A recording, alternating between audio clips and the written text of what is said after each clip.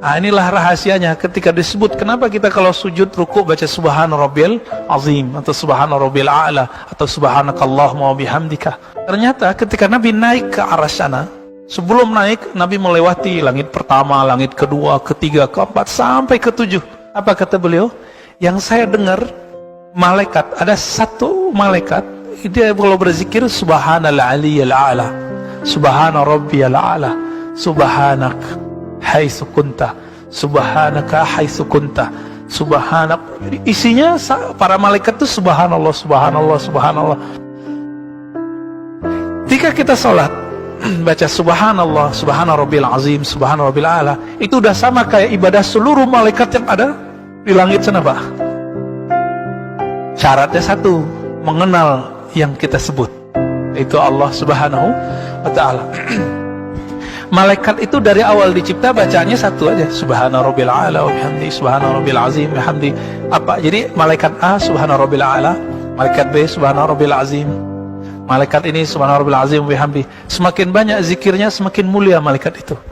Nanti akan semakin banyak sayapnya. Apa kata Rasulullah ketika aku naik, dalam hadis Imam Tabrani, hadisnya hasan, naik ke langit, Allah mi'rajkan, aku melihat ada seorang malaikat. Jika dia ingin menembus langit dan bumi sekejap, maka dia akan menembusnya. Jika dia ingin menutup langit dan bumi sekejap, dia akan menutupnya.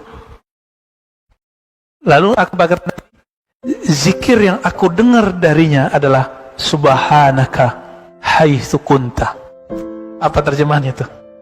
Maha suci, maha hebat engkau ya Allah, sehebat menurutmu, bukan menurutku. Inilah makna subhanallah. Allah maha suci, tidak perlu kita sucikan. Maka kesuciannya Allah, karena dialah yang suci. Maksudnya dibolak-balik gitu ya. Allah itu suci bukan karena kita baca subhanallah gitu. Tanpa kita baca subhanallah, Allah sudah suci belum? Maka kalimat ini bukan untuk mensucikan Allah, tapi untuk menyatakan aku betul-betul meyakini ya Allah engkau maha suci. Itu maknanya. Jadi tolong diluruskan. Tasbih kita selama ini bukan kita sedang membersihkan Allah. Allah nggak butuh. Allah nggak butuh, Pak.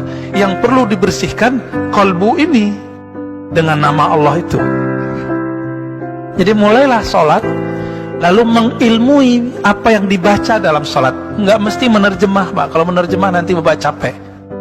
Mengilmu yang dibaca, ini yang kita sebut bermakrifat. Makrifat kan artinya berilmu, knowledge, berpengetahuan.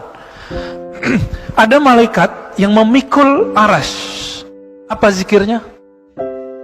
Allahu Akbar, Subhanallah, Alhamdulillah, La ilaha illallah.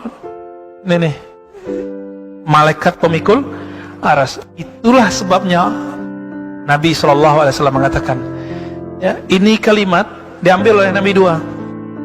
Subhanallah walhamdulillah, kalimatani khafifatani alal lisan. Sangat ringan dua kalimat ini bagi lisan, tapi habibatani ilar rahman. Tapi Allah yang maha rahman, yang menguasai arsy, yang menguasai langit dan bumi, yang menguasai semua kalbu manusia, sangat mencintainya. Maka ciri-ciri orang yang dicintai Allah, buah bibirnya subhanallah, alhamdulillah,